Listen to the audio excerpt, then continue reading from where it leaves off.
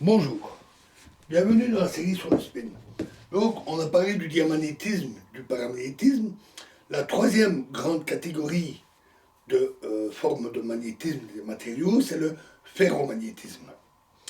Dans le ferromagnétisme, on a une orientation spontanée des petits aimants atomiques qui s'alignent tous ensemble, comme ceci.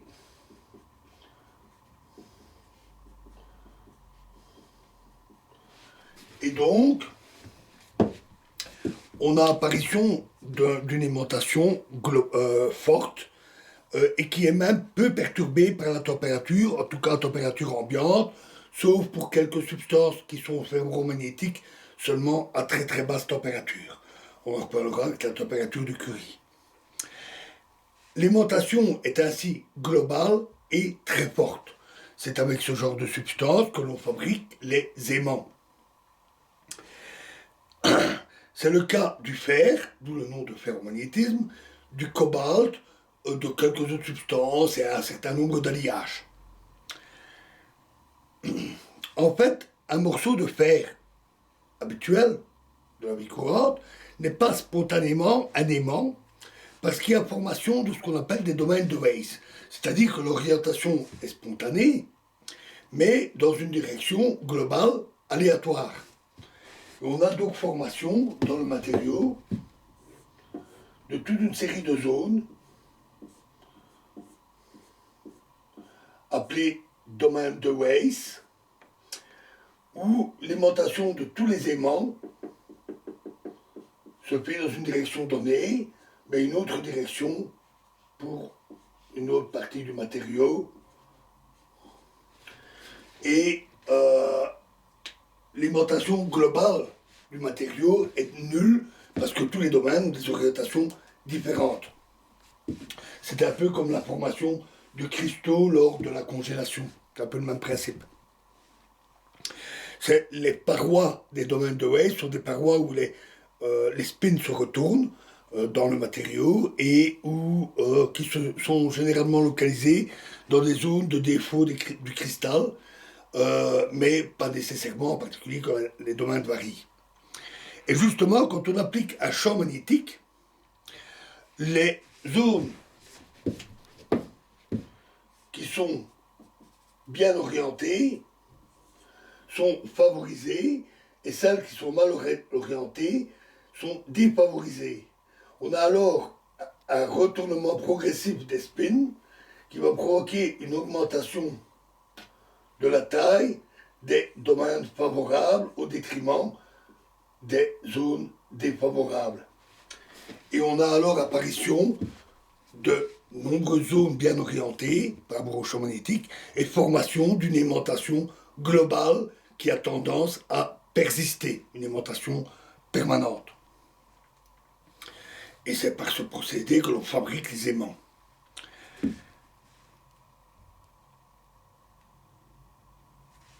Ce phénomène est en réalité impossible à expliquer en physique classique. Pourquoi? Parce que si vous prenez deux aimants, et vous les mettez côte à côte, ils vont s'attirer et ils vont avoir tendance à s'orienter. Si vous les placez l'un à la suite de l'autre, pas de problème, ils se mettent bien comme ça. Mais si vous les placez l'un à côté de l'autre, ils vont avoir tendance à se placer, non pas comme ça, mais tête bêche. Vous pouvez faire l'essai avec deux petits aimants, des aimants de frigo par exemple. Si vous les approchez avec la même orientation, ils vont avoir tendance à se repousser. À un moment donné, il y en a un qui risque de basculer. Ils vont se coller, mais tête bêche. Un tel phénomène d'ailleurs existe dans les matériaux, c'est ce qu'on appelle l'antiferromagnétisme. Mais le ferromagnétisme, lui, ne peut pas s'expliquer par un simple phénomène d'attraction entre les moments magnétiques. Et c'est là que la mécanique quantique va entrer en jeu.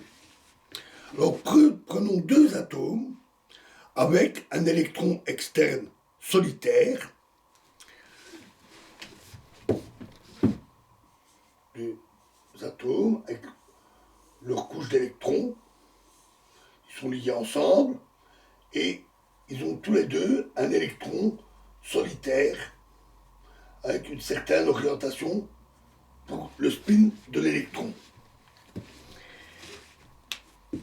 Ces électrons sont liés à l'atome, mais ils peuvent malgré tout passer d'un atome à l'autre par effet tunnel. C'est là que l'effet tunnel intervient.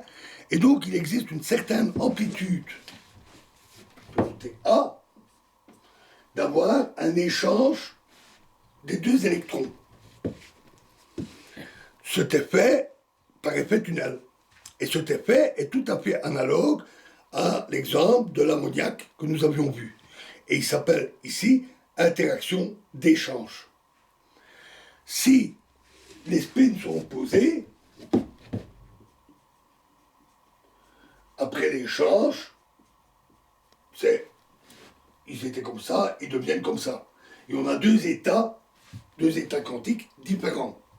Mais s'ils sont orientés de la même manière, alors l'échange ne donne rien d'apparent. Et on a alors un effet, comme avec l'ammoniac, où on a des superpositions quantiques entre les deux états, avec une énergie globale qui est E moins A, qui est plus faible, et donc plus favorable. Et donc, grâce à cette énergie plus faible, les électrons, les spins ont tendance à s'aligner. C'est un effet purement quantique, pas d'équivalent classique. Notons que la valeur de l'amplitude A est très difficile à calculer. Elle nécessite de traiter le cas d'atomes avec beaucoup d'électrons, dépend de la structure cristalline, elle dépend des forces électriques, répulsion et autres entre électrons, mais aussi les forces magnétiques, l'influence de ces aimants, de ces moments magnétiques qui ont tendance ou pas à s'attirer ou à se repousser. Donc c'est très très difficile à calculer, c'est plus facile à mesurer. Mais clairement, si les deux électrons sont très loin, alors l'amplitude A va être extrêmement faible. Parce que c'est un effet tunnel, et si la distance à parcourir est trop longue, on en a parlé, la probabilité qu'il y ait un tel échange tombe très vite. Inversement, s'ils sont très proches, on va alors avoir une influence des moments magnétiques l'un sur l'autre, et on va plutôt avoir un phénomène comme celui-là, où les aimants se mettent tête bêche. Ce n'est qu'entre les deux qu'on a une situation favorable. Et c'est le cas, par exemple, du fer. Et dans le cas favorable, l'amplitude A est dominante et on a un alignement spontané des petits aimants atomiques.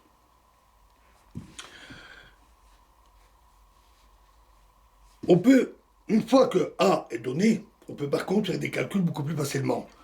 On mesure ou on calcule assez facilement que si la température est supérieure à une certaine température critique qui est notée TC, C ici, c'est pas pour critique, bien que ce soit une température critique, mais c'est pour température de Curie.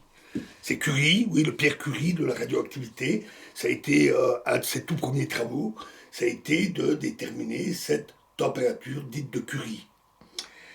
Et alors, l'agitation thermique devient trop forte et elle brise ce bel ordonnancement.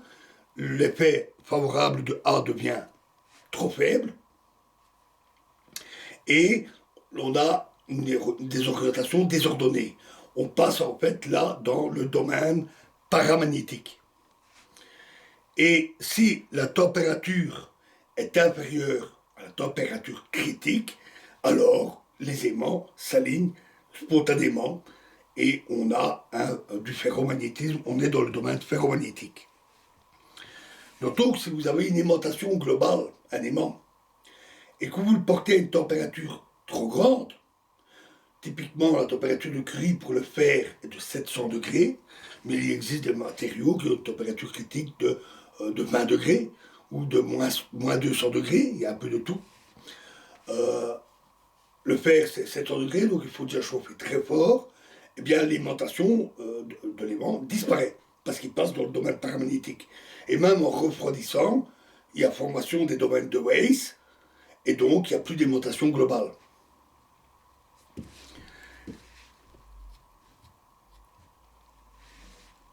Alors on peut aussi calculer ou mesurer l'aimantation, ou mesurer ce qu'on appelle la susceptibilité magnétique. Alors, la susceptibilité magnétique, pour un paramagnétique, c'est l'aimantation égale...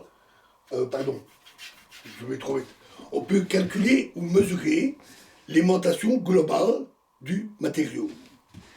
Et en fonction de la température, en fonction de la température de Curie, l'aimantation, on a alors une courbe comme ceci. Ici, c'est la saturation, quand tout est parfaitement aligné, et ça tombe comme ceci. Et au-dessus de la température de Curie, on n'a plus d'aimantation spontanée, on est dans le domaine paramagnétique. Ici, on a une aimantation spontanée. Et on peut calculer aussi la susceptibilité, qui est une grandeur qui dit que l'aimantation est égale à la susceptibilité fois le champ magnétique. Parce que pour un paramagnétique, si vous appliquez un champ magnétique, il y a une légère orientation des moments magnétiques et une petite aimantation qui apparaît. Et donc, il y a une relation entre les deux qui est donnée par une grandeur appelée susceptibilité magnétique. Et on peut la définir en soustrayant l'aimantation permanente, spontanée. On peut aussi la définir dans le domaine ferromagnétique. Et il se fait alors que la susceptibilité est donnée par la pente de cette courbe. Et qu'est-ce qu'on constate ici?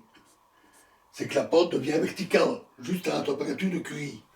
Et donc la susceptibilité, de grandeur normale de chaque côté, devient grande et même infinie, en théorie, elle devient théoriquement infinie à la température de Curie. En pratique, elle devient extrêmement grande, pas infinie.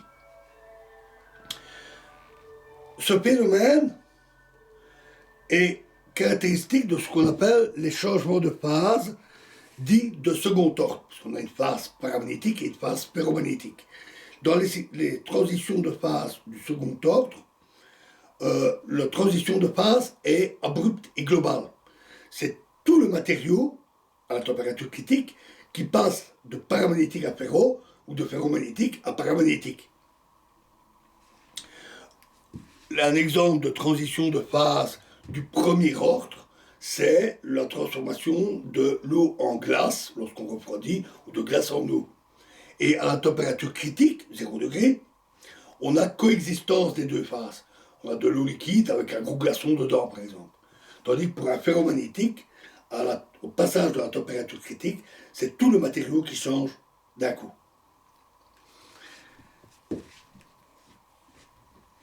Voilà, derrière tout ça, il y a des calculs parfois extrêmement élaborés, importants, etc.